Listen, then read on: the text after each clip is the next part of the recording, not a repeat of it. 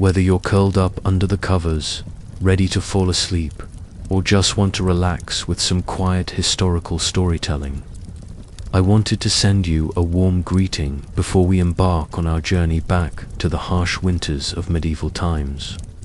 I'm so glad you've chosen to join me tonight, and if it's okay with you, I'd love to know where in the world you're tuning in from and what time of day it is for you. If you like this kind of serene, immersive stories from the past, please click the subscribe button so you don't miss the next installment. For now though, let's let the stresses of the modern world melt away, as we travel back in time to a time long ago when winter's icy grip held far more peril. Feel free to leave a comment and let me know. It's always such a delight to see the diverse community of history enthusiasts gathered here. The last leaves have long since fallen from the trees, and the sun is low on the horizon, its weak rays doing little to warm the bitterly cold air. The fields are frosty, and a breeze brings the first few snowflakes. This is a time when the changing of the seasons brought not just inconvenience, but genuine fear for survival. Winter is approaching, and for the people in an era before central heating and well-insulated homes, the promise of warmth is a far-off dream for everyone but the wealthiest. However, it wasn't always like this. Medieval winters were at this age. The cold will arrive gradually at first, but persist for many months to come. The landscape will soon be covered in white, with rivers and ponds turning into gleaming sheets of ice.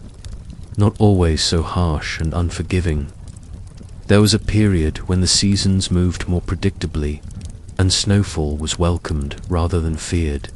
However, something changed, and the climate started to change, bringing in what would become known as the Little Ice Age, which lasted from the 14th century until the 19th century and brought harsher winters and colder temperatures than anyone could recall.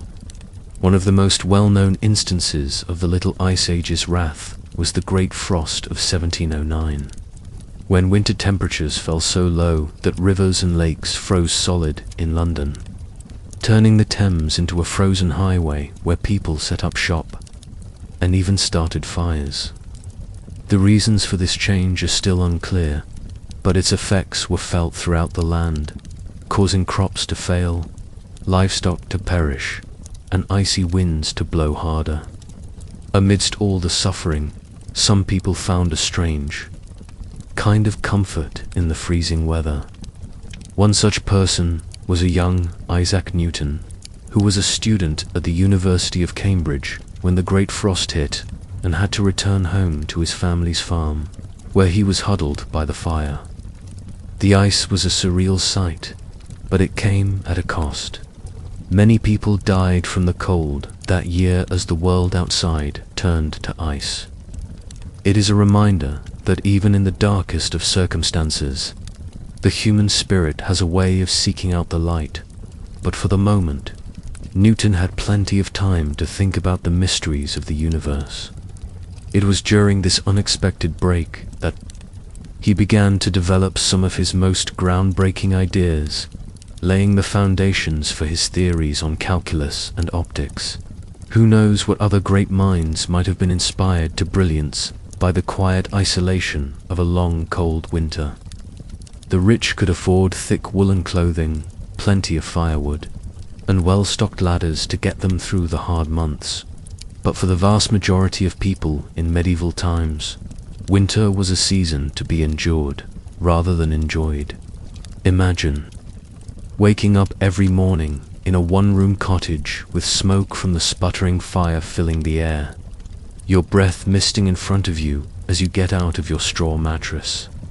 Being careful not to breakfast, if you're lucky, might be a meager bowl of porridge or some stale bread.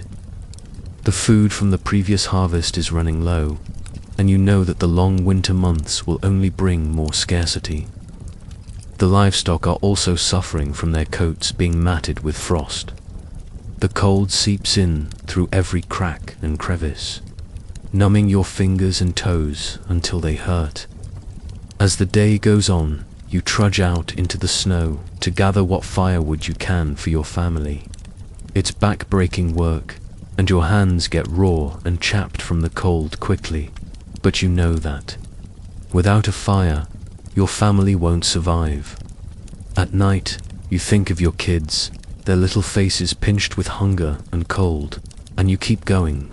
As you can see, the medieval world was one that was extremely attuned to the rhythms of nature.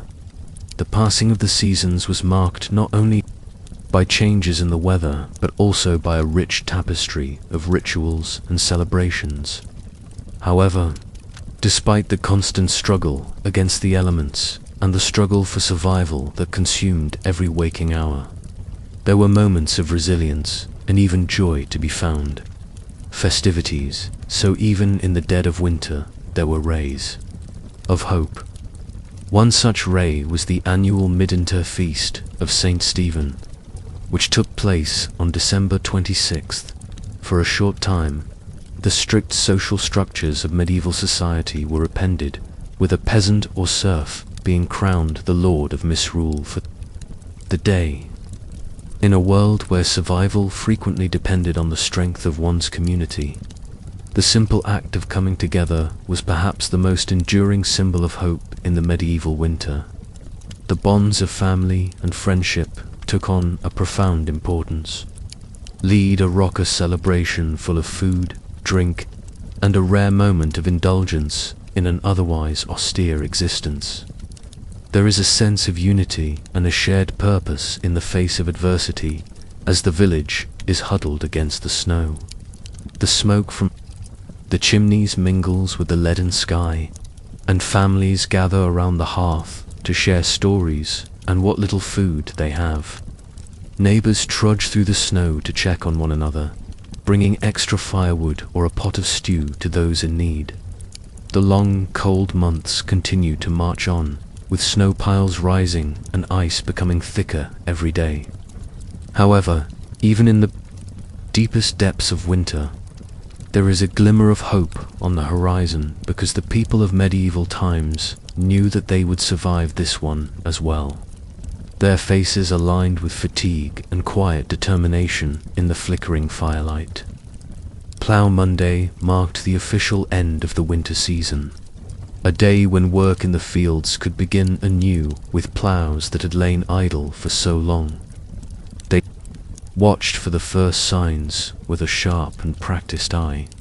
The slight lengthening of the days, the softening of the earth beneath the snow. And when the thaw finally began, it was celebrated with a joy and reverence that we can hardly imagine. There was a noticeable sense of relief and thankfulness in the air as the first furrows were cut into the ground. Life had been difficult, yes, bitterly difficult at times, but they had persevered through the long, dark winter, through the hunger, the cold, and the knowing uncertainty. Long were brought out and blessed in elaborate ceremonies as a symbol of the renewed cycle of life. As the land started to thaw and green shoots pushed their way towards the sun, medieval Europe's commitment to the promise of spring was fulfilled. It's a resilience that is difficult to understand in our contemporary era of comfort and convenience. The thought of enduring such unrelenting adversity year after year is nearly unthinkable. But there is something deeply humbled by the knowledge that our ancestors faced the harsh realities of their world with an unimaginable strength and fortitude.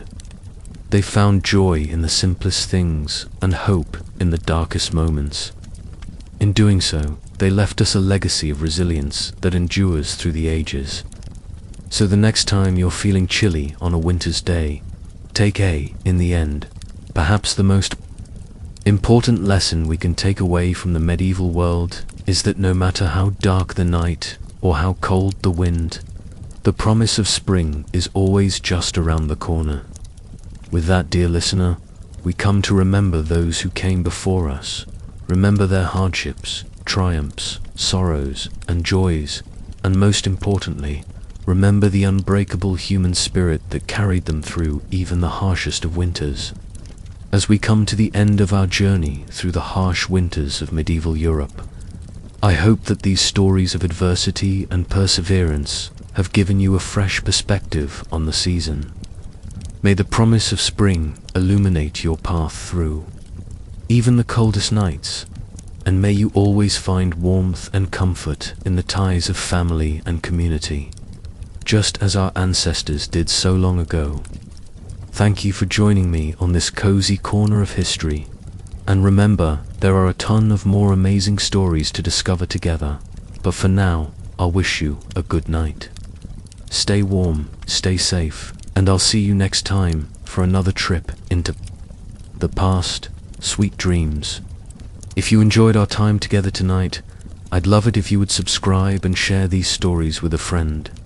The harsh winter conditions tightened their icy grip on medieval society, and even the most privileged were not immune to the royal households faced a formidable challenge in keeping the court adequately provisioned and fending off the harshest months due to the season's merciless onslaught in drafty, primitive castles. The logistics of maintaining a royal residence during the winter were nothing short of astounding, as massive amounts of firewood had to be stocked in order to fuel the roaring hearths that served as the only source of heat. Even the most careful preparations frequently proved insufficient against winter's relentless assault. In one particularly chilling story, a medieval queen is said to have tragically died from exposure within her own palace walls. The kitchen staff worked tirelessly to preserve meats, grains, and vegetables that would sustain the court through the long, lean months when fresh fare was scarce. As grim fates like these show, the spectre of death cast its menacing paw over the medieval world in the dark depths of winter. But even in the midst of such bleakness, the indomitable human spirit endured, and Queen Elizabeth of Hungary was discovered, frozen in her bed one bitter January morning in 1326, a victim of the very castle that was supposed to be her refuge. The Feast of St. Stephen, a beloved mid-interval celebration that fell on December 26th, provided a brief respite from the never-ending hardship and deprivation of peasant life. It was a rare, sanctioned opportunity for luxury and indulgence, and at its heart was the custom of misrule, a ceremonial inversion of the normal social order for this one day. This gave many people reason to feel hopeful again. This act of satin license served as a crucial pressure valve for the simmering tensions and resentments bred by the oppressive feudal hierarchy. For one day, in which the strict boundaries between lord and vassal were blurred, a commoner would be appointed the Lord of Misrule, granted temporary authority to preside over the merment and issue playful edicts to his betters. But it was only temporary. The bonds of camaraderie and goodwill created during the Feast of Stephen and similar rituals helped sustain the populace through the most difficult times. One chronicle from 1377 tells the moving story of two peasant families, neighbors, whose meager winter stores had been exhausted long before winter arrived. Carousing and the sense of community fostered by such celebrations was more than just a diversion. It was a crucial survival mechanism. When spring arrived and they were about to starve to death, they used what little they had left to share a simple meal on the Feast of St. Stephen. This act of kindness and solidarity gave them the strength to withstand the remaining effects of the season. Such deeds of kindness were the foundation of medieval society. In the winter, when a helping hand to a frostbitten traveler or an extra log to a shivering widow could mean the difference between life and death. The grim, shared goal of surviving winter's onslaught together created a culture of interdependence that defied the often brutal stratification of the time. But even the kindest displays of camaraderie eventually cooled as winters Unrelenting misery continued indefinitely. Stephen's feast was merely a brief respite from the gloomy slog of January, even though the faint promise of distant spring seemed to fade into impossibility in February and March.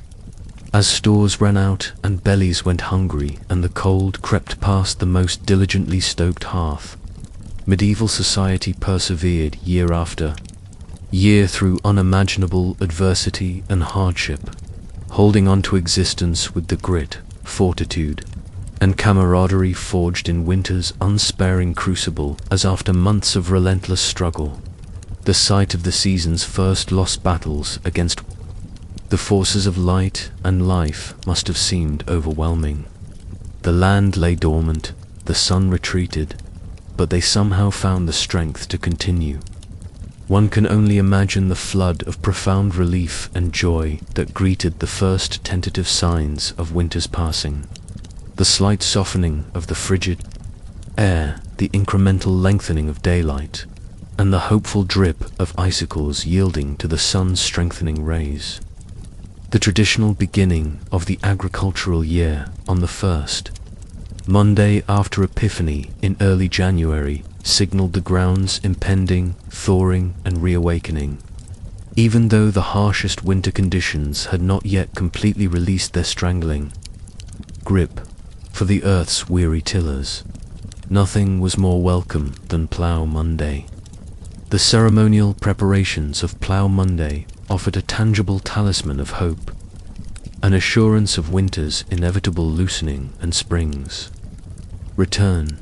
Medieval man dealt another blow to winter's eroding sovereignty and declared his unwavering perseverance.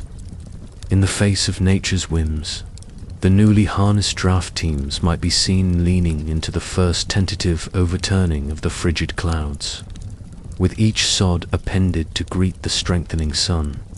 If the rigors of a medieval winter seem overwhelming to us now from the comfort of our temperature-controlled bubbles, how unfathomable must true winter suffering be.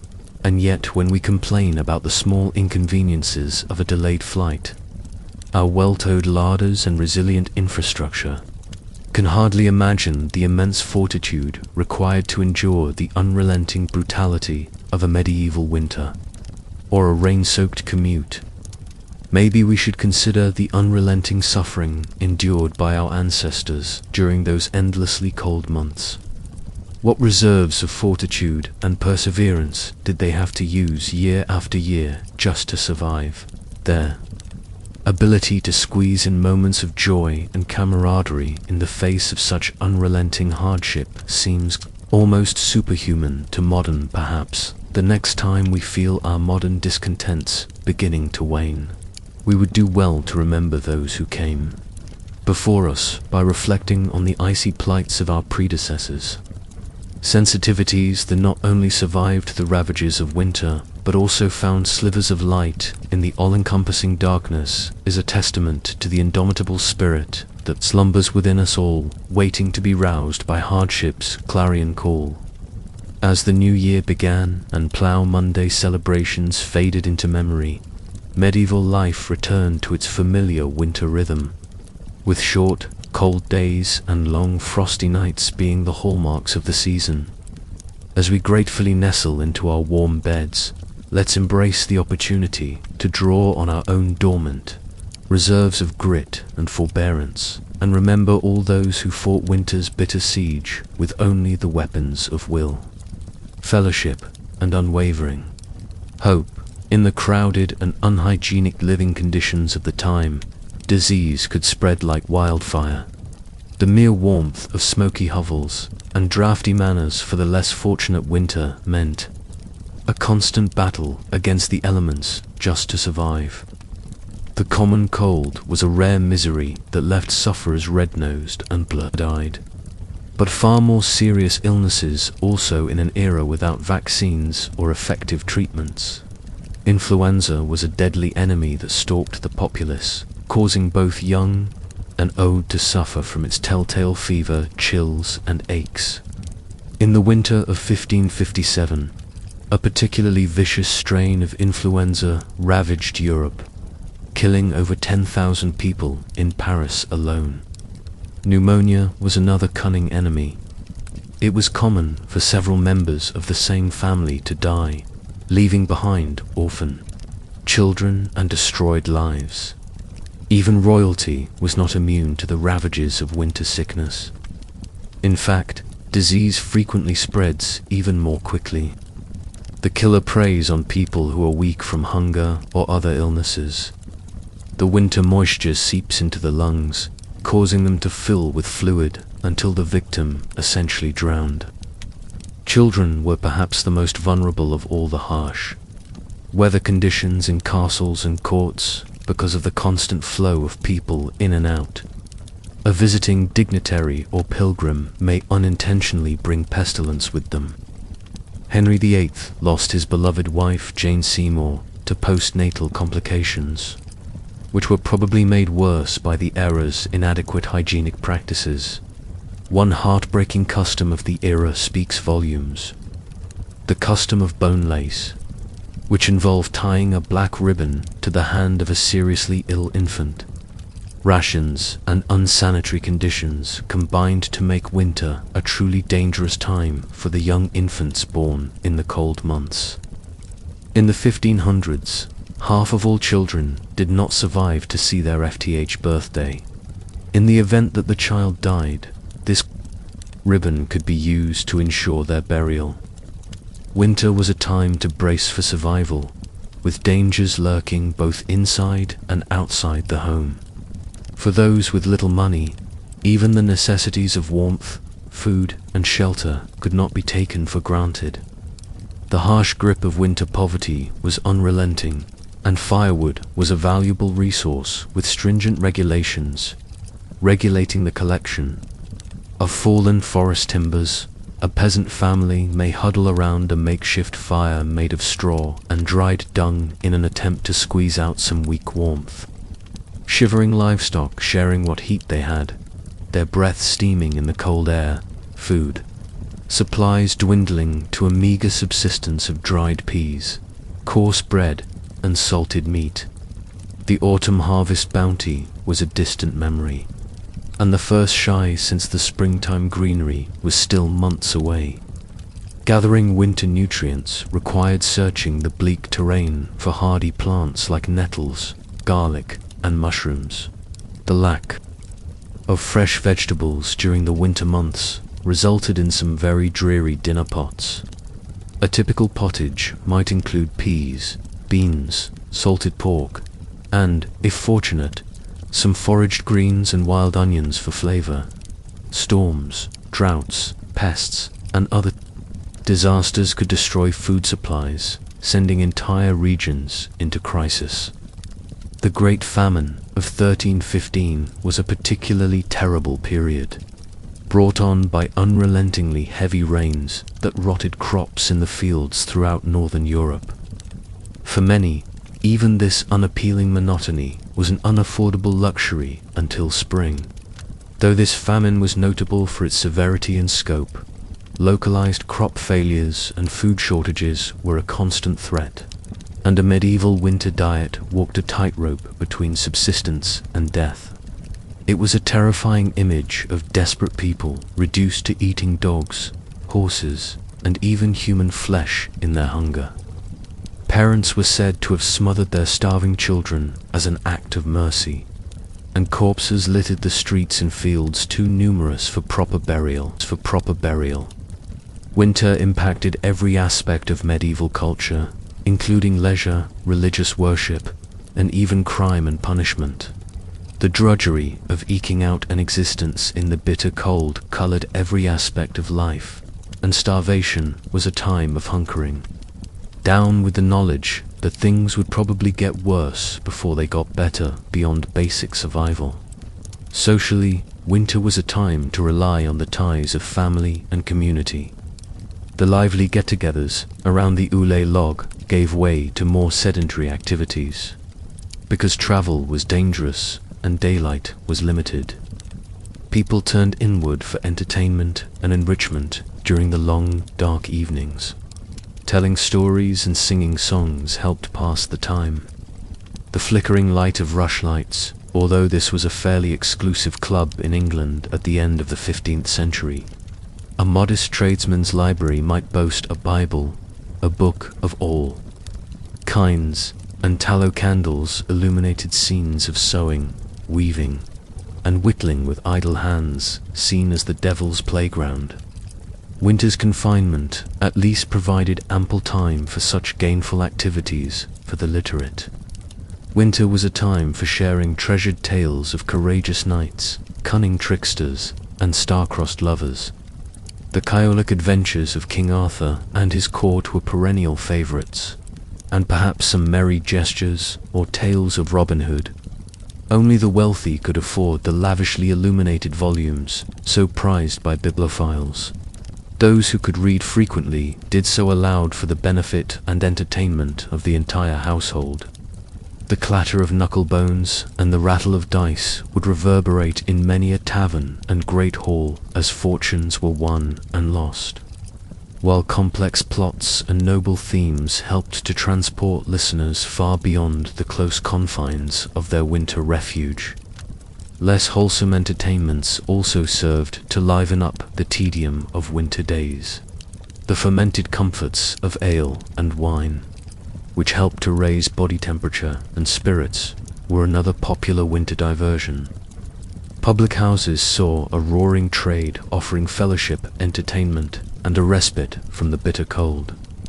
Intoxication often led to looser tongues and lower inhibitions, sparking lively debates, boisterous songs, and occasionally a brawl or two.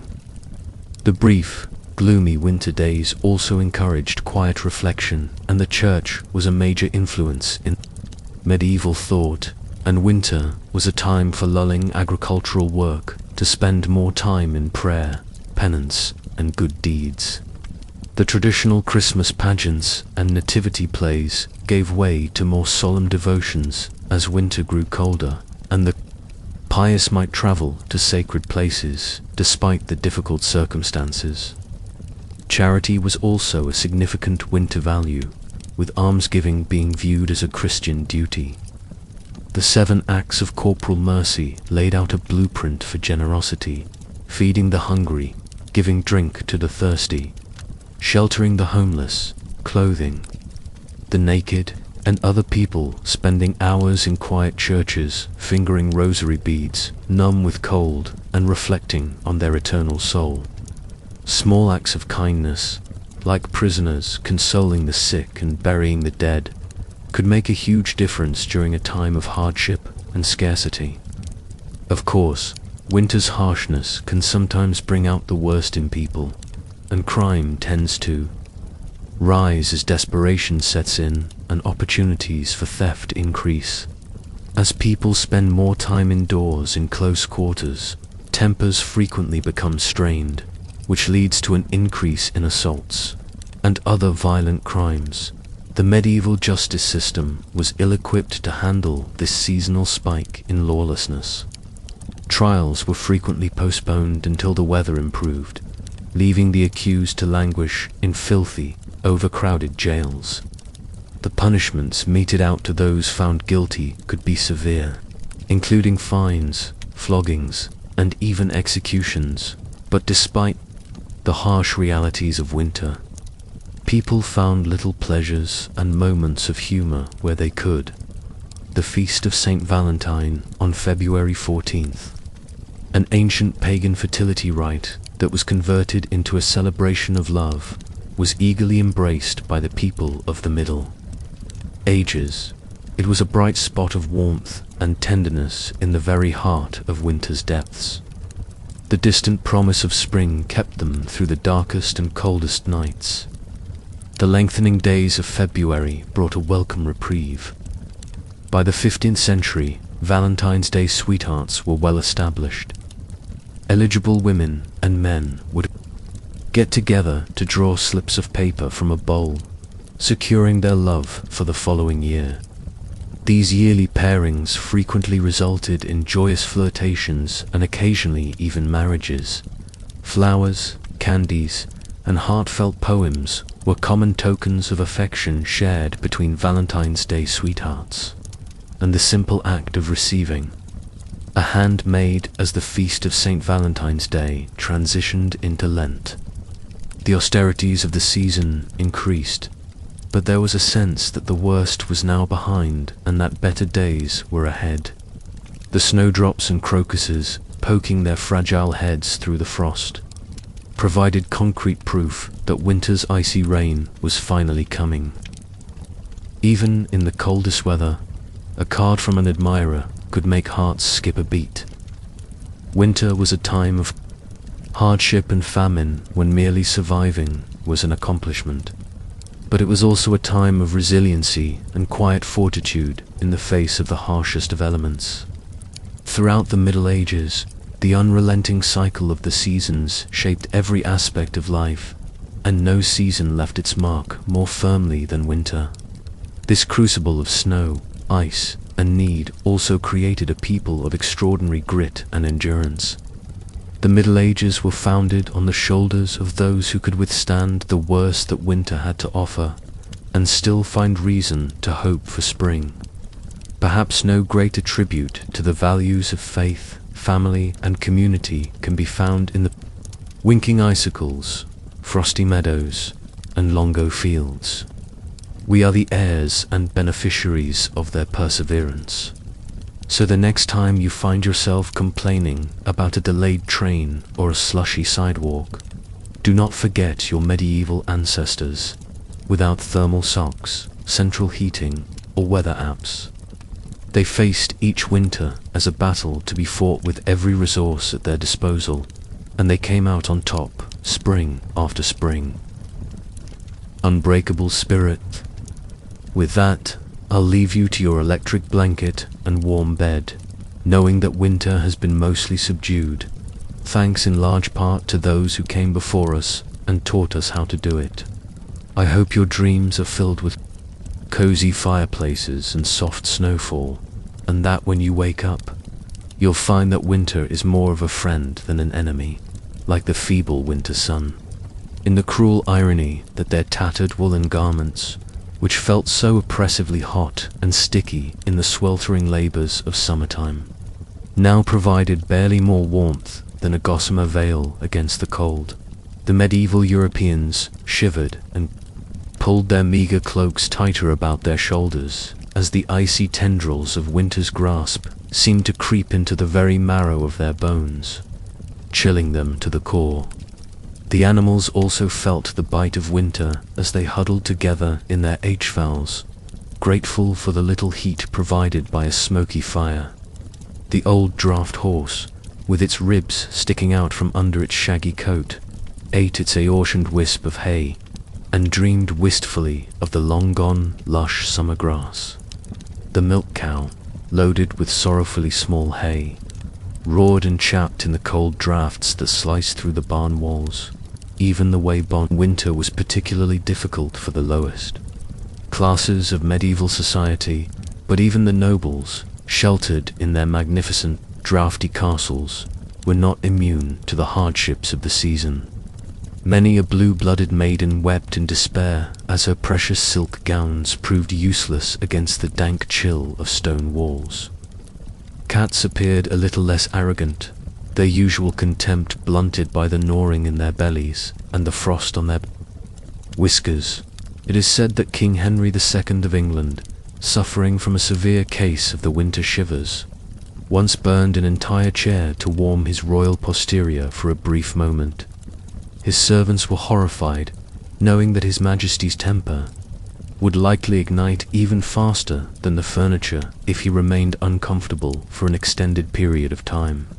However, for both peasants and kings, winter seemed to be the only way to stay warm.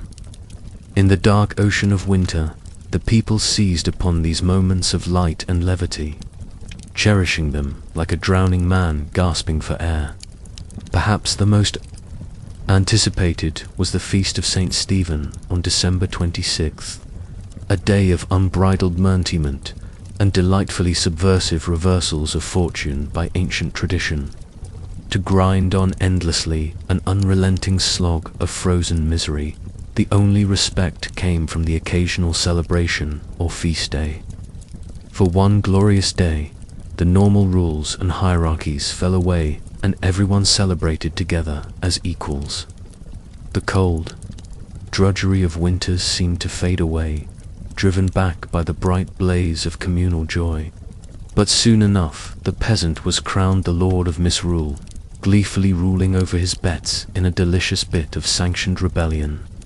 One can only imagine the raucous peals of laughter that rang out as the lowest serf ordered about the local baron with mock imperiousness. Merry celebrations would come to an end. Misrule would be written, and winter's harsh reality would return. People would drudge back to their chores and hearths, with the wind seeming to mock the transient warmth of camaraderie. The fight against winter's grim siege would resume unabated. But even in the darkest moments of winter, there were silent deeds. A certain Dame Matilda of York is reported to have once given her only cloak to a poor beggar woman who was shivering herself through the long walk home. When asked why she would give up her one line of defense against the harsh cold, she simply smiled calmly and said, "The neighbors shared scarce provisions with those even less fortunate," displaying a generosity of spirit that no cold could diminish. Such selflessness and nobility of spirit were the medieval people's secret weapon against winter's relentless barrage, because, despite the fact that winter could freeze their fingers and toes, it could not touch the unending summer that reigned eternally in their hearts. As a result, they persevered and won their own battle. The warmth of human kindness is a fire that never goes out. The first green buds of spring were more than just a pleasant sight during the most severe seasons. They were a living example of the human spirit's resilience and tenacity, which could withstand any winter, no matter how cold or dark. As we curl up under our warm electric blankets, we might want to reflect on the struggles and victories of our medieval ancestors, who continued to fight the elements and refused to submit to nature's forces. As the icy grip of winter finally started to loosen, medieval folk eagerly awaited the return of better weather. Despite the icy winds of winter still groaning outside our windows, we can find strength in the knowledge that if they could brave the harsh cold with nothing but a cloak and their unquenchable human spirit, then we can surely survive until spring arrives again. People emerged from their winter cocoons, blinking in the bright spring light, and bears staggered out of hibernation after enduring months of bitter cold, cramped quarters, and growling stomachs from meager winter rations. However, as the sun glinted off the melting snow each day, there was cause for celebration throughout the land. Farmers eagerly awaited Plough Monday, the traditional start of the agricultural year that occurs on the first Monday after Epiphany. Children exploded out of their homes, enjoying the feel of fresh breezes on their faces, rather than the stinging bite of winter wind. They ran through the squelching mud, marveling at the first courageous crocuses poking their petals through the thawing ground in the fields. Church bells rang joyfully as the procession passed a festive start to the growing season ahead. The ground had softened enough for ploughing to begin, and draft horses and oxen would be hitched to ploughs and paraded through the village. Streets decked out in garlands and brightly colored ribbons.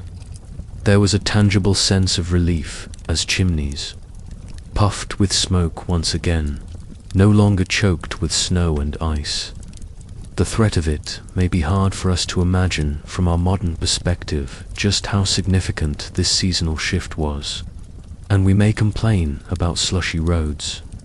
Frostbite and illness subsided along with the snowbanks, and faces creased with care from the stresses of winter survival now crinkled into hopeful smiles.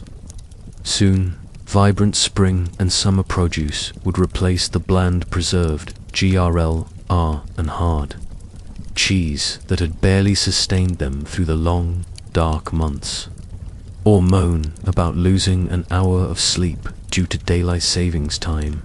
But for our medieval ancestors, spring was a sign that they had survived the harsh attack of winter and would be safe from disease and starvation for another year. The skeletal trees, once again enveloping themselves in green, were an external representation of the inner regrowth and renewal that medieval people experienced as warmth and light returned. Some of that joy can still be heard. The English song Jaunty proclaimed Lud sing cuckoo, groweth said, and bloweth med, and springeth. The W new sing cuckoo echoes through the ages in lively medieval folk tunes and verses that welcome the sweet return of spring. This roughly translates to loudly sing cuckoo. As the seed grows, the meadow blooms, and the wood springs up anew sing. Let's take a moment to appreciate the immense fortitude, resilience, and zest for life embodied by our medieval ancestors through the harshest conditions imaginable. They made it through each winter by the grit of their teeth and the bonds of their communities. And when spring, sun, and birdsong broke winter's oppressive silence, the sheer, irrepressible joy is palpable, spilling out in simple yet evocative rhyme, as we curl up in our cozy beds and maybe complain a little about the cold outside our windows. We might spare a thought for those long-gone souls who would exhale in sheer relief as the snow turned to mud, throwing open their shutters and allowing the spring air to rush in the ones who met. At last, they reveled wholeheartedly, knowing that they had once again defeated the cruelty of nature. When we face our own dark seasons, either literally or figuratively, let their strength serve as a reminder that if they can overcome the harshness of winter with such unabashed joy, then we too can find wellsprings of hope to keep us going. The thaw will arrive, the sun will return, and we will step out again into the light, and we will hear voices joined in a chorus of hope. The land continued to be tormented by blizzards and bitter frosts, but medieval people had a stubborn resilience that allowed them to find ways to help each other weather the storm. Even in the deepest winter, neighbors shared what little food they had and took turns hosting communal meals. Villagers assigned young men to check on elderly widows, bringing them firewood and fixing their dilapidated homes. One such widow was Agnes, an elderly woman without family to take care of her. Her bones ached from the cold, and her hands trembled as she attempted to start a fire without success.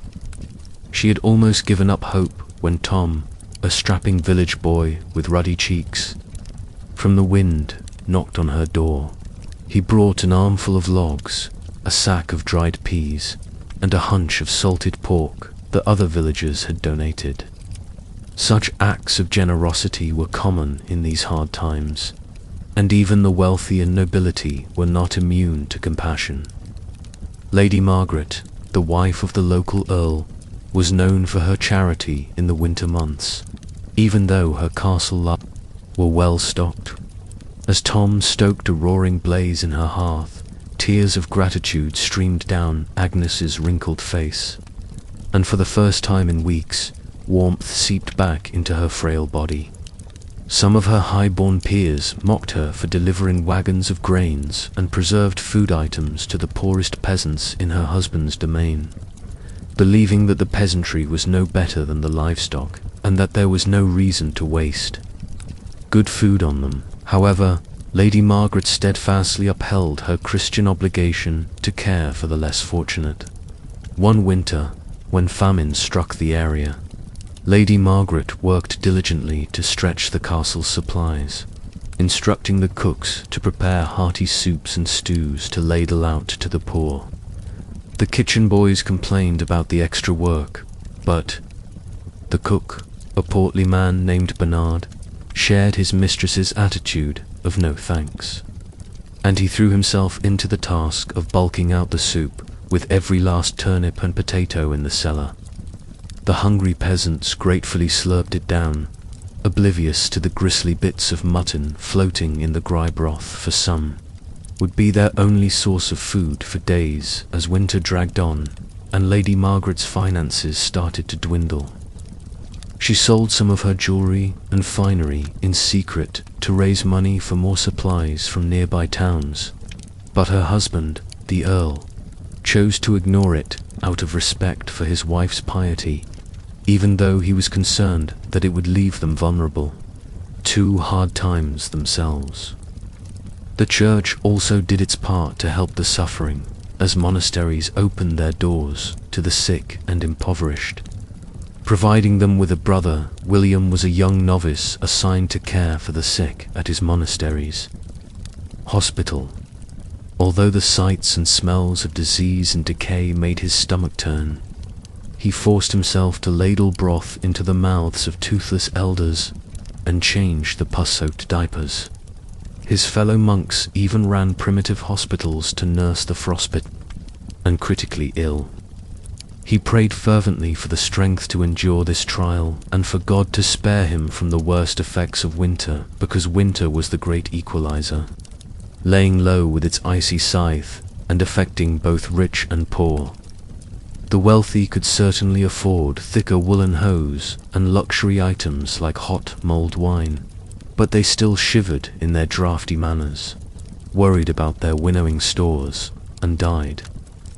During a particularly harsh cold snap, the noblewoman, Lady Isabel, was heavily pregnant and confined to her confinement chamber. She had all the comforts she could possibly want, including a cozy fireplace, piles of furs, and attentive maids to attend to her every need. But contagion has a way of slipping past even the strongest castle walls. A kitchen girl with a hacking. The king himself was not immune, and Henry V, Sixth, a kind and devout man, worried endlessly about his subjects' suffering during the terrible winter of 1433. Within days, the cough brought Lady Isabel a posset of warm milk and herbs. The expectant mother was burning with fever, her lungs rattling, and the child arrived to soon a tiny wisp of something that never drew breath. By the end of the week, Lady Isabel was dead as well. Some whispered that it was God's punishment for Henry's weakness as a ruler, but in reality, seasonal depression was a disease that could affect any man, from the most powerful king to the lowest serf. As the days gradually dawned, the royal physicians prescribed him a tonic of cinnamon and ginger to ward off the cold humors. But he still sank into a deep melancholy, unable to warm his hands even when thrust practically into the roaring hearth. People prayed that the land would thaw and the first tentative buds would appear on the skeletal trees so that the great wheel of the farming year could start turning again in the early days of spring on the first Monday after Epiphany. This was when the tightly clenched fist of winter finally began to loosen and people were able to dream of spring. It was a promise and a covenant that the dark days of winter were coming to an end and that things would get better. On Monday, the first symbolic furrow would be cut into the frost-sprinkled earth, a hopeful portent of the crops to come. Village men blackened their faces with soot for good luck and paraded through the muddy lanes with their plowshare held high, singing bawdy songs to wake the sleeping soil. There was dancing, hearty food, and a lot of ale. The king hosted a sumptuous feast for his court, with tables piled high with treats like roast swan and marchpane sweets. And even the humble peasant Giles participated in a lively carol dance. The same eternal cycle played out at all levels of society in the great halls of dukes and countesses, with minstrels playing a merry tune and couples jumping into a lively carol dance.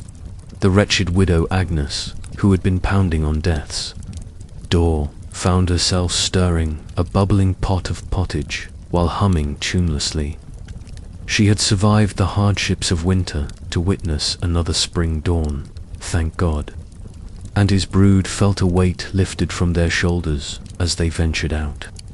To their humble plot, Giles clutching the pouch of precious saved seed that meant a future of full bellies.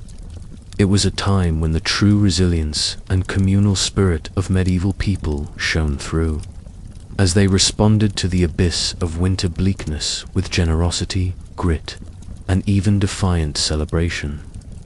However, escaping that fact also brought with it a host of miseries and hardships, from hunger to bone-chilling cold to the constant spectre of death and disease, was an inevitable part of the great cycle of life, and the best way to overcome the cold was to hunker down and endure it together. So, while you're snuggling under your warm duvet, complaining about your expensive heating bill, or scraping some frost off your windshield, think about your medieval ancestors and how they managed to survive winter after winter in a world without electric blankets, central heating, and grocery delivery at the touch of a button. Winter problems may seem overwhelming at the time, but they are nothing compared to the yearly struggles of the Middle Ages. And perhaps we can learn from them that the best ways to deal with life's challenges are empathy, charity, and an unwavering hope for spring. Whether it's a pandemic or a polar vortex, let's all welcome the upcoming spring with a full and thankful heart, knowing that no matter how far the snow drifts, it will eventually give way to the warming sun. As a medieval king might say, let us winter bravely so that we may spring eternally.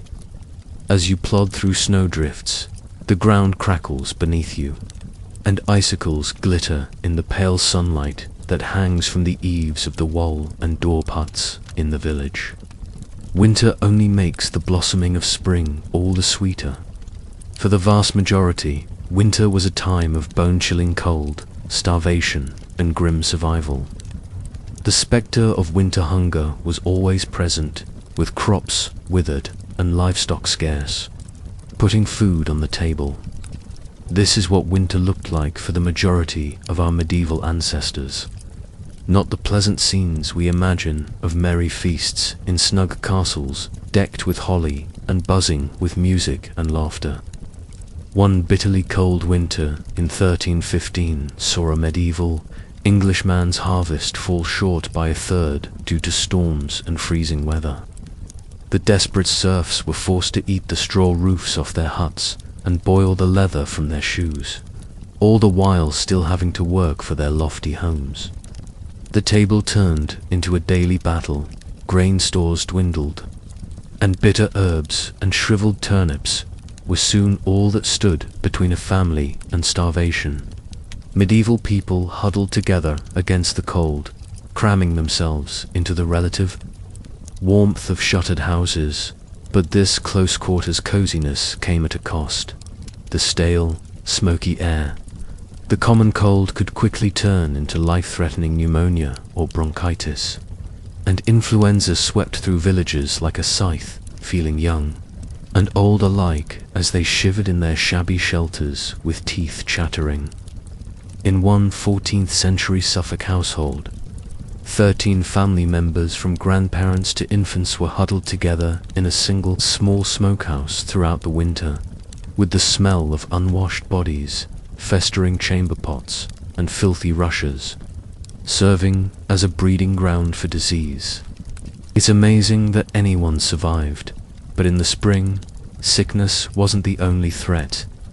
A misdirected spark could quickly turn into a raging blaze that would devour tightly clustered buildings and snuff out lives in crowded wooden cities and towns during the long, dark nights.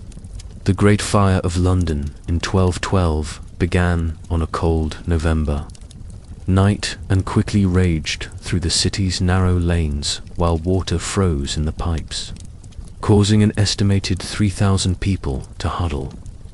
Travel was particularly dangerous during these cold months, when roads turned into muddy quagmires and blizzards blocked the way with blinding flurries. With daylight scarce, travelers ran the risk of becoming confused and losing their way, stumbling from the path to a frozen grave. Londoners perished in the flames, and many more were left homeless in the winter's icy grip. As the winter twilight deepened in 1311, the English Queen Isabella left Canterbury for London. Her party lost the road and wandered aimlessly until the early hours of the morning, and the pregnant queen wept uncontrollably in fear and exhaustion. Winter's onslaught was equally harsh for working animals, as horses and oxmen became weak and gaunt on little winter feed and their laboured breaths smoked. In the feast of St. Stephen, also known as Boxing Day, was a time of charity and goodwill. Alms boxes in churches were brimming with offerings for the poor, and lords provided hearty meals to the hungry and cold. Despite the frigid air as they carried logs and packs through knee-deep snow, frostbite blackened extremities, and ice cracked hooves and wheel spokes alike, medieval people found slivers of light. Despite the hardships and perils of the medieval winters, hope somehow persisted, etched in frosty breaths and undoubtedly expressed as fervent prayers. Tenants, the lord of misrule tradition, brought a spark of subversive festivity to the darkest days. A lowly peasant jester or deacon would be crowned king and preside over merry revels marked by drunkenness, role reversals, and mischief. When you complain about shoveling the driveway, curse at the thermostat, or get cold while waiting for the bus this winter, remember those who came before us. Our medieval ancestors faced the difficult task of surviving winter after winter with few of the comforts we take for granted. Their quiet courage in the face of winter's cruelty, that the weak and ailing would survive, that food would last until spring, that light and warmth would conquer the constricting cold once again. The bitter frost continued its icy reign, turning the landscape into a crystalline wonderland that would be picturesque if not for the immense hardship it inflicted on the land's inhabitants. The snow fell ceaselessly from the ash-grey sky, blanketing the countryside. This is perhaps the greatest lesson they have to teach us, even though we will never know most of their names or stories. We can find inspiration in their perseverance that saw them through to better days. The hearth fires that burned day and night provided only a brief respite from the piercing cold smoke from the precious flames, which stung watering eyes and choked lungs in the close-flagged air of WLE and daub huts, where huddled bodies were crammed together for warmth. In a suffocating white shroud, icicles hung like glittering daggers from the eaves of peasant havels and grand manors alike. The strong sense of even this questionable comfort was a luxury they could not afford, as their bellies rumbled with the constant pangs of hunger and their food stores stretched precariously thin. Many of the poorest people survived on little more than coarse bread and thin GL in the hopes that they would survive to see the spectre of famine come springtime. Even those wearing crowns in draughty stone castles that seemed to breathe in the cold and exhale an unrelenting damp rulers shivered beneath mountains of furs. Winter's deadly grip pervaded every home, from lowly serf to high lords. To survive the long winter months, royal households needed a lot of firewood and printer. According to one story, a medieval Bohemian princess died of the cold in her bedchamber. Her death served as a sobering reminder that, although wealth and status provided some protection from the weather, losing a loved one to winter's icy scythe was all too common for peasant families. The season's high death toll was exacerbated by disease and fevers and agars spread like wildfire through communities that were already weak from malnutrition and medieval physicians' ineffective treatments, which were frequently based more on superstition than science. made the lungs more susceptible to infection due to the close quarters, stale, smoky air of the HVLs, and the pervasive filth. The roads were dangerous with snowdrifts and black ice, which made winter's problems worse. Only the desperate or the reckless dared to venture far from the meager comfort of. The army had to conduct a campaign over snow-choked roads, and their supply lines were stretched to the breaking point in the bitter cold. Peddlers' carts remained idle, depriving isolated villages of necessary goods, and tithes and taxes went uncollected to the annoyance of liege lords and clergy. It was a perilous time to travel any distance from their homes during the darkest months. One of the most incredible military achievements of the Middle Ages occurred in the winter of 1407. As a result of this harsh need for wintry warfare, the undisputed Welsh rebel leader Wayne Glyndwr engaged the superior forces of future King Henry V in the high mountain passes, and Glyndwr's men, used to harsh conditions, trapped the English in the middle of the Glyndwr's incredible victory, which was won as much by the winter as by the Welsh marshal's skill, lives on in legend to this day. The winters of medieval Europe were frequently marked by devastating famines that claimed countless lives when the cold lingered and spring. Planting was delayed. When the English ranks were hapless in their heavy armor, they broke and fled, with many of them dying from exposure. An abnormally wet and cold spring in 1315 to 1317 caused seedlings to rot in the ground, and subsequent crop failures over the following 2 years caused much of the continent to go hungry.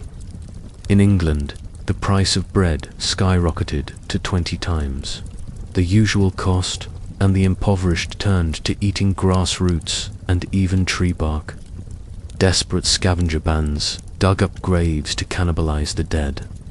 With an estimated 10-1 heartbreaking story from the St. Mary's Abbey, Chronicles describes the fate of a starving woman who was imprisoned for stealing a loaf of bread. Approximately 25% of the population of cities like Ypres and Bruges in modern day Belgium perished in the French town of Trey. A citizen wrote in his diary that the poor were eating dogs, horses, and other unclean things. The misery was exacerbated by crime and disease as malnourished citizens turned to theft and violence to survive. Was starving and pregnant, but the baker refused to give her any bread. So she stole a loaf, was caught, and was hanged as she died. The baby fell from her womb in front of everyone, screaming and covered in blood, but no one wanted to touch it or save it, and it died there shortly after. The famine finally subsided in 1318 when the weather improved, and crops started to grow, but the threat of starvation loomed over the land every winter, ready to harvest a grim crop at the first sign of trouble. For medieval people, winter was a time of constant anxiety, if not outright fear, as they hoped their meager food supplies would last until spring. Malnutrition made the population weaker and more susceptible to illness, and the close, unhygienic living conditions of winter caused frequent a winter cold could quickly become fatal in the Middle Ages, and even the doctors of the time were of little assistance, depending on questionable methods like bleeding and purging with laxatives to restore a patient's balance. Outbreaks of infections like influenza, dysentery, and pneumonia, respiratory illnesses, particularly took a heavy toll spread by coughing in stale, smoky air as people huddled around fires. Many historians believe that the 14th century Black Death spread so quickly because malnourished citizens huddled together in winter quarters had little resistance to the disease. The 1348 to 1349 outbreak killed a staggering 30 to 60% of Europe's population. According to legend, The Emperor Charlemagne died of pleurisy in the bitter winter of 814 after his doctors treated him with puces and unguents. But to no avail. I am sick at heart and find it difficult to write about the destruction in Pistoia, Italy, where a man named Sir Luca wrote to his brother Francescino about how many people are dead and many more are dying. Shops are closed, taverns are deserted, and people walk down the streets without encountering anyone. Wails of grief reverberate from homes where death has occurred, and the stench of rot rises from mass graves. I fear as the plague raged, entire villages were destroyed, and the trauma of hasty mass burials in freezing ground and sick people being expelled to die alone in the snow for fear of contagion compounded the suffering. The devastating losses of the Black Death left deep psychological scars and permanently changed the medieval world. I beg you to stay where you are and pray for us constantly. The city may soon be completely devoid of life, without the advantages of modern medicine. Elderly people, young children, and expectant mothers often died from cold-related illnesses or malnourishment. In some medieval societies, it's estimated that up to 20 to 30% of infants died within their first year of life, many of them during the harsh winter months due to pregnancy and delivery complications made worse by poor diet and the sad story of Matilda, the 12-year-old daughter of King Henry I of England, illustrates the dangers of winter childbirth. In the winter of 1120, Matilda was on a ship called the White Ship that was sailing from France to England when it struck a rock and swiftly sank, sending her and hundreds of other passengers into the icy waters of the English Channel, where she almost drowned. The king's young daughter, who was expecting her first child, perished along with the others when she climbed into a small rescue boat and then cried out for her half-brother William, who was still in the water. When the boat returned to retrieve William, so many desperate people attempted to board that it capsized, sending Matilda back into the chilly waves. Her distraught father was reported to have fainted at the news and never smiled again for the rest of his life. The medieval poem Sir Gawain and the Green Knight describes an elderly king, Arthur, shivering beneath his robes in a draughty castle hall, so cold his teeth chattered as he spoke without. The insulating ice caps and glaciers we have today. They were in danger during the bleak winters of the Middle Ages, and even if they survived disease and starvation, they might still freeze to death in their sleep. The Middle Ages were marked by violent snowstorms and destructive floods. In 1216, King John of England is said to have lost his crown jewels while escaping enemies who were rebelling against his rule through the Wash, a marshy area in East Anglia. The king reportedly narrowly avoided death, but his treasure, which included priceless jeweled crowns and scepters, was swept away by a rushing high tide whipped up by fierce gales. Winter storms frequently meant disaster for coastal communities battered by hurricane-force winds and massive waves. The Anglo-Saxon Chronicle records a terrible flood that struck England in 1099 on St. Martin's Day, the 11th of March. John vanished into the churning waters, never to be seen again, and died of descent a few days later. Some historians believe the loss of the crown jewels was the final blow that sent an ailing John to his grave. Another North Sea flood on January 16, 1219, totally submerged the low-lying Netherlands, killing over 50,000 people in a time without early warning systems or emergency shelters.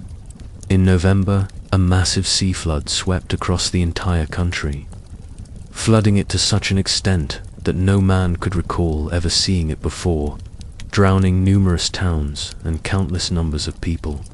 as the icy floodwaters rose and the wind howled like the very hounds of hell outside their fragile homes. The population was totally at the mercy of the elements, and the only thing that medieval people could do was pray for deliverance. Harsh winters also meant that more fires broke out as people tried to stay warm.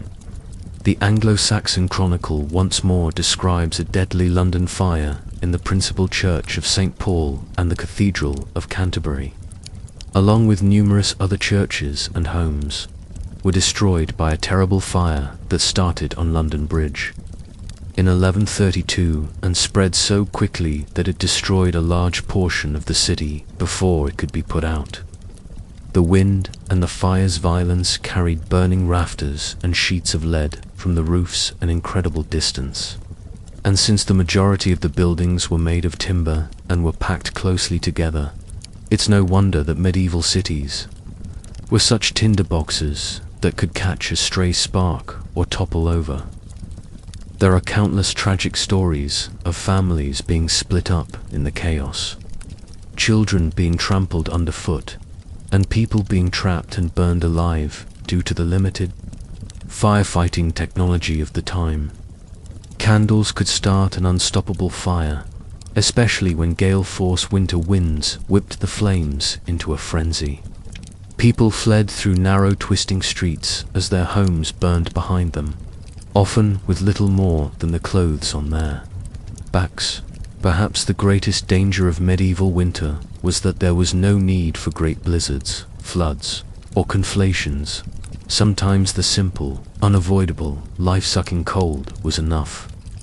It's difficult for us to imagine in our modern world of central heating and thermal fabrics. But throwing buckets of water or snow on the flames and hoping the wind would shift before the entire city burned could cause near total destruction, leaving thousands homeless and destitute in the dead of winter, with only smoky fires and piles of furs to protect against the harsh winter cold that sank deep into medieval people's bones. The Middle Ages had little defense against the adversary of damp, perpetual darkness. Rheumatism and arthritis were common ailments, and the pain got worse with each year as the extremities gradually went numb before turning black with frostbite. Pneumonia and influenza ran rampant in close quarters. The cold seemed to seep into the very soul, sapping all energy and vitality. The British monk Gildas, who lived in the 6th century, depicts the ruin of Britain in a grim manner in his work. The days are dreary and cold, the nights are long and dark, the air bites maliciously, the icy blasts cut to the bone, and everything is covered in snow and frost. Winter, in particular, was a time of dread marked by a hopeless feeling that the warmth might never return. People piled on every article of clothing and huddled together for warmth. But the cold still crept in fires that sputtered and died in the damp, leaving only plumes of acrid smoke. It was a time of great suffering for both humans and animals, when the entire earth seemed dead and frozen, locked in the clutches of a frigid hell for the elderly and fragile. The cold maintained its icy hold throughout the day, turning exhalations into frost and numbing appendages. It seemed to reach icy fingers into the chest, squeezing the breath and congealing the blood. Even the young and healthy moved as if through deep water, sluggish and yielding. It stung the eyes and choked the throat, and coughs and sniffles echoed in the darkness, interspersed with the groans of the sick and dying. It is understandable why the medieval world measured time, not in months or years, but in the number of winters one survived to make it to another spring. There was no way to escape winter's clutches during that time. No Florida vacations, and no comfortable electric blankets to ease the chill. Despite the harsh circumstances, widespread illness, gnawing hunger, and life-threatening cold that the people of the Middle Ages faced year after year, winter after ruthless winter, they managed to persevere, bolstered only by their unwavering spirits. When the last of their meager food supplies ran out, they tightened their belts even more when the fire burned down too in the 14th century English poem Piers Plowman.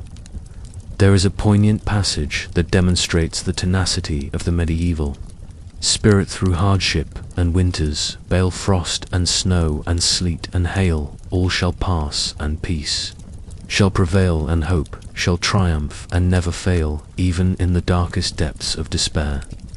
Embers, they pulled another frayed blanket close, and when the darkness pressed in from all sides, they huddled together and whispered stories of brighter days to come. During the winter, medieval people found small pleasures and moments of kindness.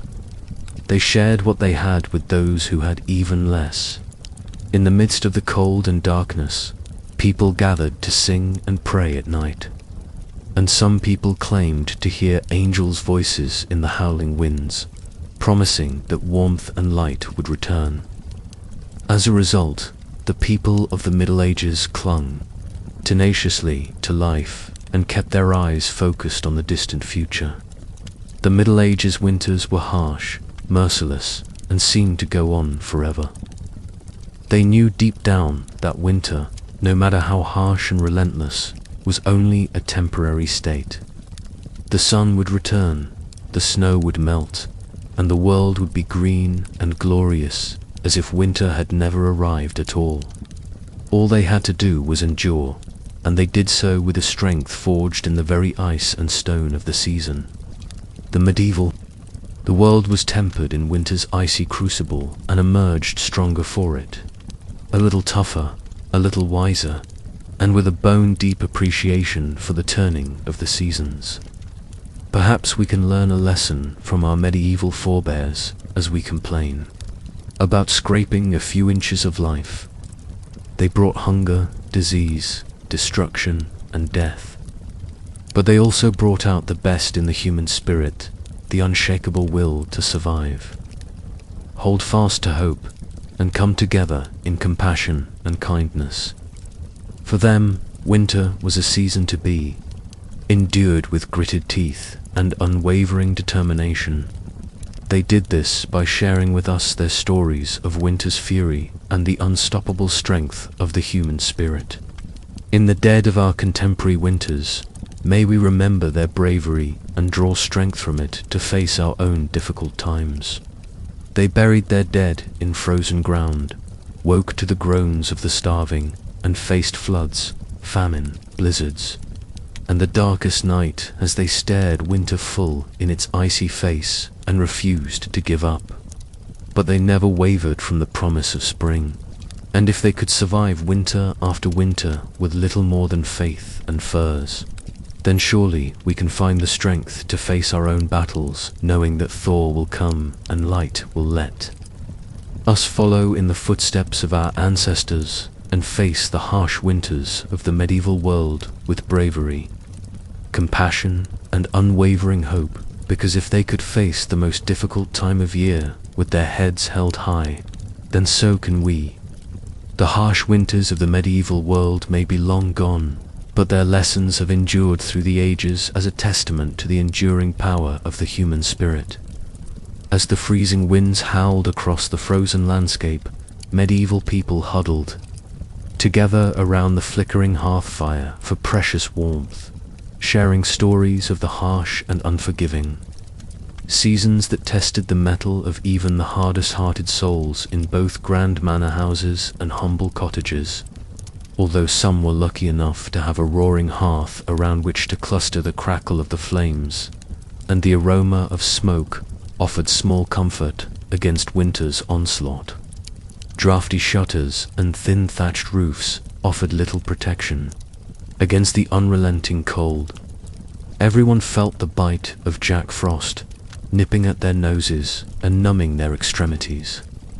For those of low birth, the season brought an especially grim and difficult struggle for survival. Their rough-hewn hovels boasted precious little in the way of creature comforts. Meager rations of peat, or wood scavenged from the forest barely fed the spluttering hearth. In the castles of the high-born great hall, fireplaces consumed enormous amounts of wood, attended by shivering servants whose labors never ceased. But even the mightiest nobles shuddered to venture beyond the fires' glow, because winter's chill had a way of penetrating even the thickest stone walls and richest furs. It was a grim existence, to be sure, with families huddled together in filthy quarters, sharing body heat and breathing air heavy with smoke and the celebrated stench of unwashed humanity. However, even in the face of such hardships, there were moments of joy. The glow of communal fires in the village square drew people out of their homes, if only briefly. Neighbors gathered around the leaping flames, sharing stories, songs, and jests. Even the elderly felt the weight of their years, lifted for a spell that transported them back to the carefree winters of their youth. These brief moments of merrymaking were all the more precious for their rarity, as young lovers stole secret kisses and their air-roar was undimed by the cold children who scampered and slid across frozen ponds. A failed harvest could spell the end for entire villages, and many mothers watched in agony as their children's cheeks grew gaunt and their eyes dulled with the hollow stare of famine. In these hard times, the spectre of famine loomed large as fields lay barren beneath a blanket of snow. And unforgiving thoughts quickly turned to empty bellies and the gnawing hunger that was the poor's constant companion. Hunger was not the only evil to stalk the land. Winter's cold breath brought a host of illnesses that preyed upon the weaker people, and the hacking cough of pneumonia reverberated through many homes as loved ones died. Starvation, the cruel calculus of scarcity, bred a unique kind of desperation. Tales of the depraved lengths to which some would go to fill their bellies. Unnatural acts that haunted the nightmares of pious folk. Watched helplessly as the pox and flux raged unchecked, destroying entire families. The elderly and young were particularly at risk, their bodies not strong enough to withstand the harshness of winter. However, perhaps the cruelest treatment was saved for those who had to brave the harshness of winter, risking their lives on dangerous ice-covered roads many a time. Even the brave knights, the strong warriors of the realm, were not immune to winter's depravities. Wearing their heavy armor, they made easy prey for the bone-chilling cold that would consume the unfortunate wayfarers, who either fell into deep snowdrifts or were swallowed up by swirling blizzards. Their frozen corpses would not be found until the spring thaw, a grim reminder of winter's deadly power. The crown weighed heavily on royal brows furrowed with care, because even a monarch could not order the seasons to reverse their inevitable turn. Once mighty chargers floundered in the deep snowdrifts as icicles formed on their heaving flanks, and numb hands made clumsy by frozen gauntlets fumbled with sword and shield. Even in the depths of icy despair, people clung to the promise of spring's sweet renewal. The joyous feast of Stephen provided a welcome respite from winter's woes, and for one raucous day, the world was turned upside down as a lowly peasant. However, the royal treasuries groaned under the strain of keeping the court supplied with provender and firewood, as greedy merchants made handsome profits from the king's lares, assumed the mantle of the lord of misrule, drunken revelry and bawdy. Songs lifted spirits and lightened hearts, and laughter that was a balm for the weary soul echoed through the frostbitten land in the fullness of time. As the sun's subtle magic worked, snowdrops and crocuses pushed their way through the softening. Earth and icicles dripped from the eaves. Sleek oxen pulled shining plowshares through rich, dark soil as the cycle of planting and renewal began anew. The feast of the plough marked the triumphant return of spring's verdant splendor, and the land vibrated with new life, shaking off the torpid slumber of the frozen months. Voices were raised in joyful celebration, and hearts were lifted. Winter quickly passed as fields rippled with the land's green and golden bounty. As we look back over the centuries, we are amazed at the resilience of our medieval ancestors. Year after year, they faced the harshness of winter with a stoicism that came from necessity. Their resilience and unbreakable community ties were the key to their survival in the face of unthinkable adversity. The next time we complain about the inconvenience of a delayed flight or the humiliation of slushy streets, let's take a moment to consider that our current winter problems are only a shadow of what once existed in the tapestry of human history. The icy trials of the Middle Ages loom large, serving as a reminder of our species' remarkable resilience and the value of as we go to sleep. With a warm hearth and a full stomach, let's remember the people who came before us in our dreams. Maybe we'll get a glimpse of their world, which is harsher and more brutal than our own, but where the human spirit's unwavering strength shines brighter despite the darkness around it. Good night, and may you have sweet dreams of gentle spring breezes to come as the bitter, with only rags on their backs and little food in their bellies. The poor peasants, who made a meager living from the soil in medieval Europe, were left to shiver and suffer in their draughty hovels as the harsh winds howled just beyond their walls. The warmth and light seemed to retreat from the world, replaced by a deep, aching cold that went straight to the bone. The only solace for the majority was the shared body heat of family and livestock crammed into small spaces. The celebrated stench of unwashed bodies mingled with the steam of cattle breath. One can only imagine the coughs, fevers, and excruciating aches that must have plagued them in the damp and crowded squalor. It's a wonder any survived the endless rain of winter. But even the fortunate few with fireplaces and wood stores might huddle together for warmth in the flickering glow. The greatest medieval castles, with their towering stone walls and cavernous halls, became like enormous refrigerators in the winter, the chills seeping up from the floors and down from the ceilings until they saturated the very air, defying even the mightiest of blazing hearths to banish it. There are stories of royal winter woes that make one shudder in sympathy, and in the 15th century, Queen Elizabeth Woodville, consort of King Edward IV of England, was said to have, although records are unclear and heavily embellished, one account states that the poor woman, despite being wrapped in heavy robes and furs, succumbed to the extreme cold and was discovered in the morning frozen as a board. Whether the story is true or not, it undoubtedly highlights how dangerous winter can be for even the wealthiest kings and queens.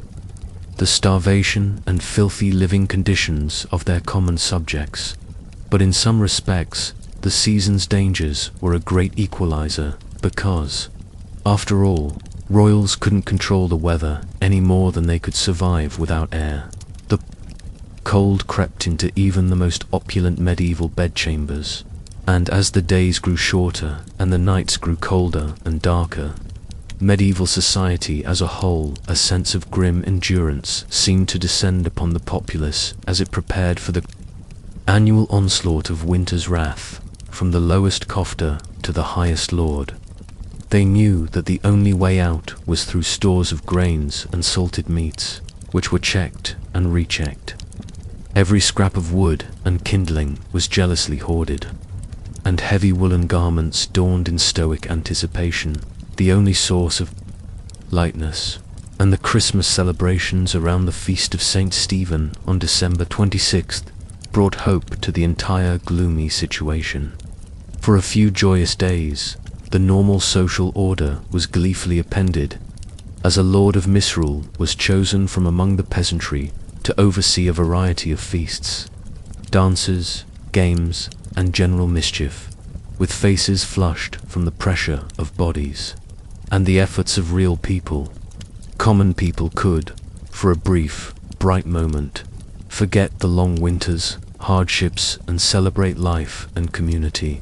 One can picture scenes of wild celebrations breaking out in public squares and halls across the country, with rock-like laughter, reed pipes, and fiddles wheezing as people ran around in a whirling kaleidoscope of color and laughter. For once, serf and nobleman mixed freely, and the traditional boundaries of station and class were erased in the spirit of goodwill.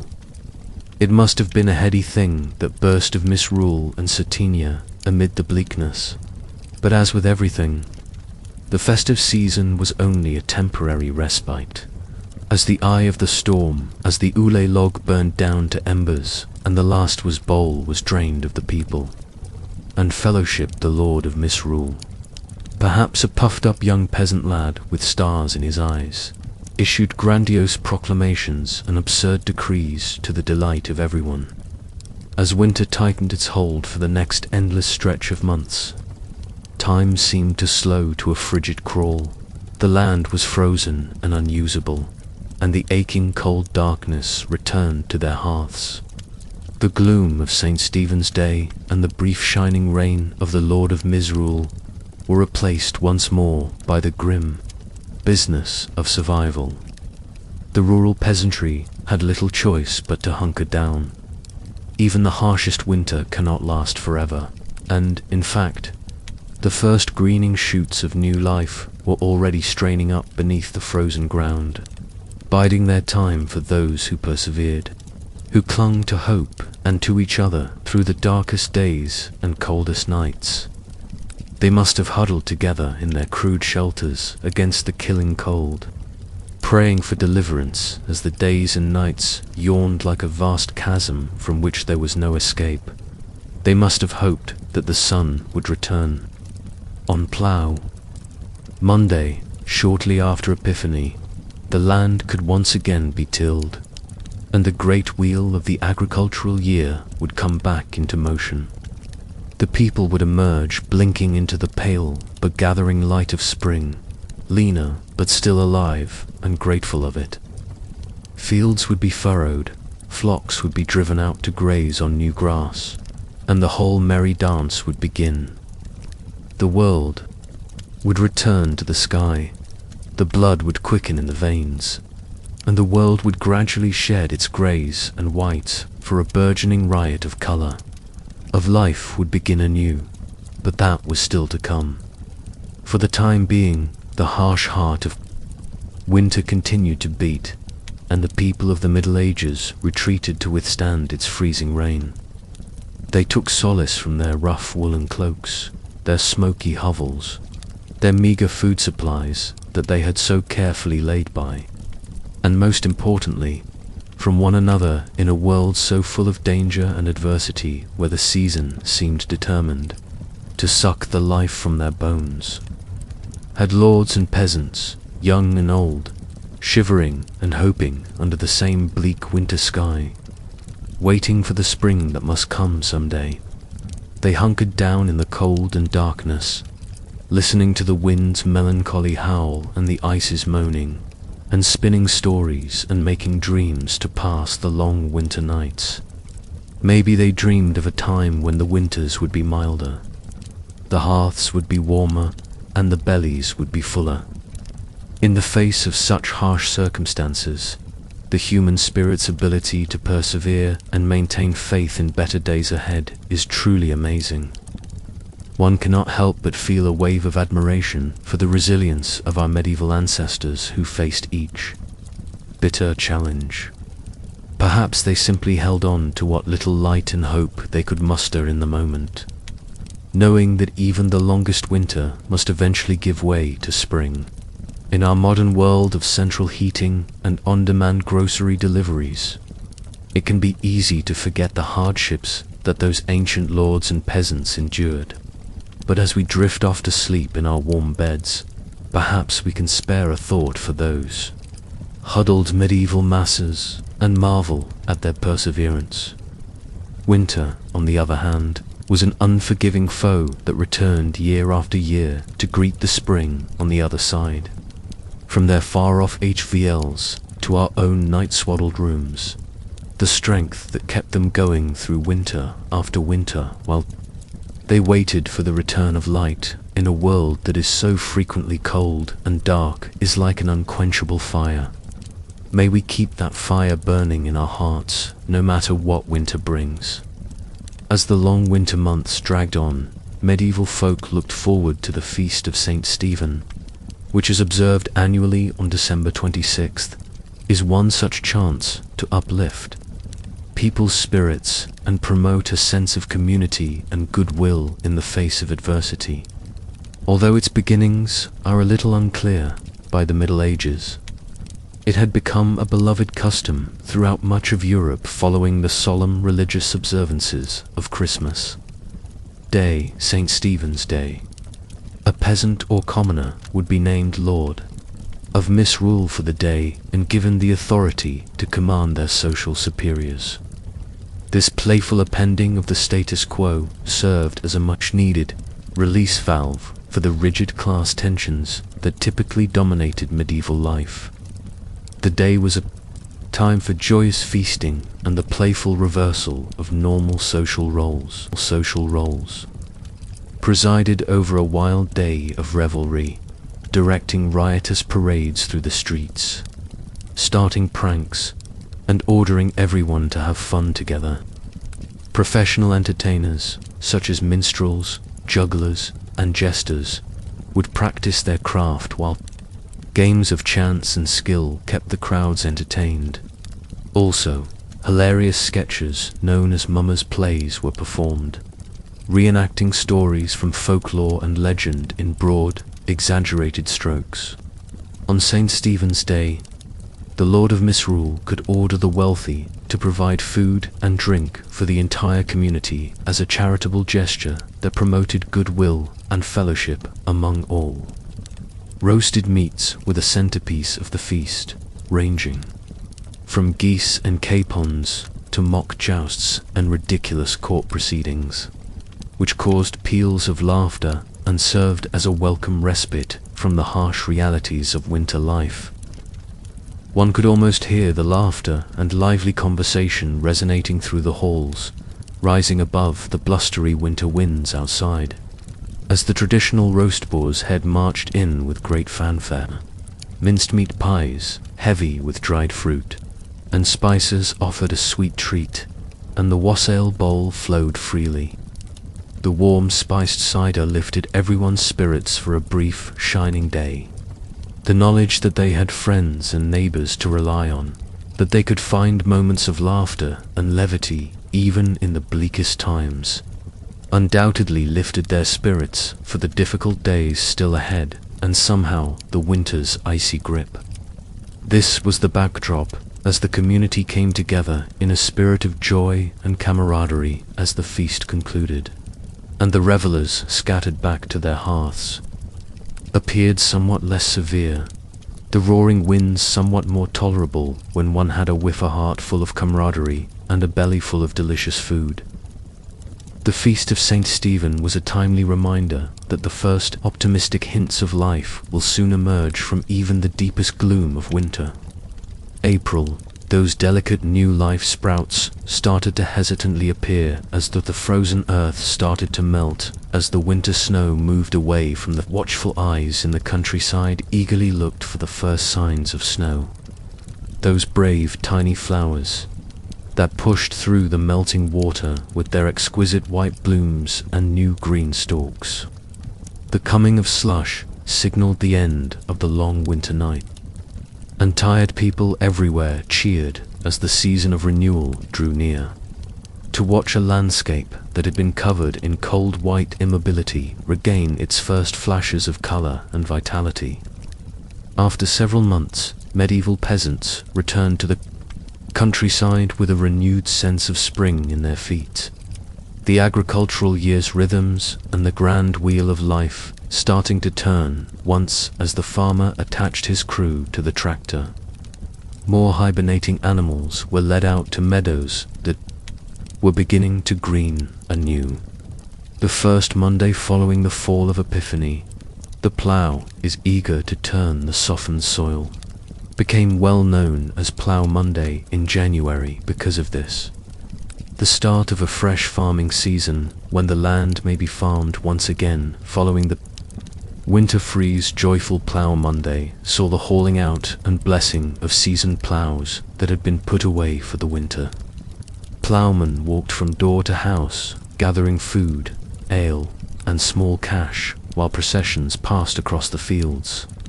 One may envision a weather-beaten community in preparation for the upcoming work and harvest. Their faces turned gratefully to the sky as they clustered over their common patch, with digging sticks and hoes in hand, turning a lighter shade of blue. They get ready to plant the first optimistic seeds in the earth, and active among them, the wizards have faith that spring will eventually triumph over winter. As she demonstrates how to plant the peas, the elderly grandmother holds each child's withered hand in her own. Many years ago, her grandma informed her that the younger child laughs with joy as a plump earthworm wriggles out of the ground, and the elder one firmly transplants each seed into its it was. During times like this, that knowledge was transferred from the elderly to the younger generation. When new growth emerged, making all the winter's hardships worth it.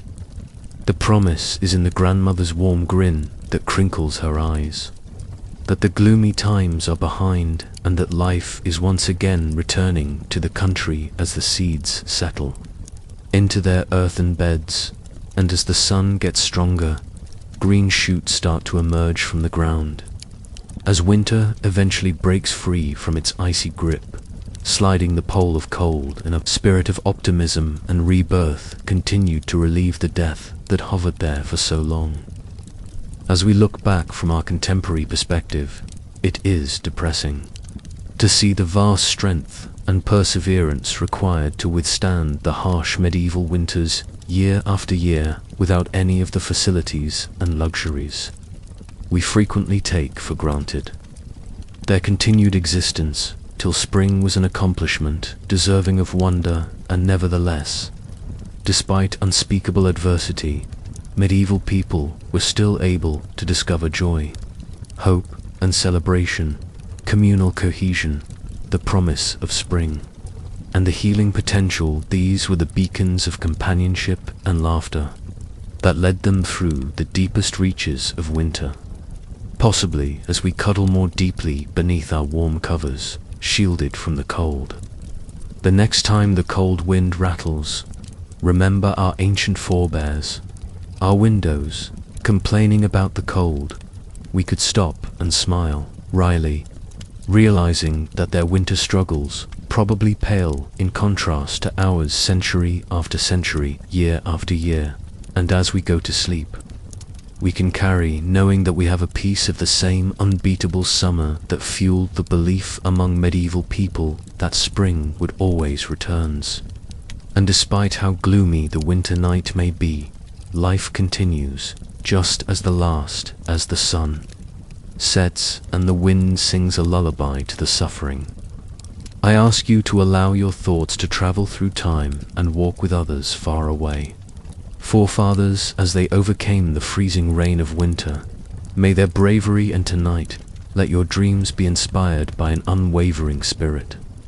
And if this voyage across, because history has piqued your interest, I urge you to enjoy this film, and there are always more dull stories to soothe you into a slumber if you subscribe to the channel. Sleep well till the next time, my friends, and dream of warm fireplaces and clean air. Good night, green sprouts stirring under the snow.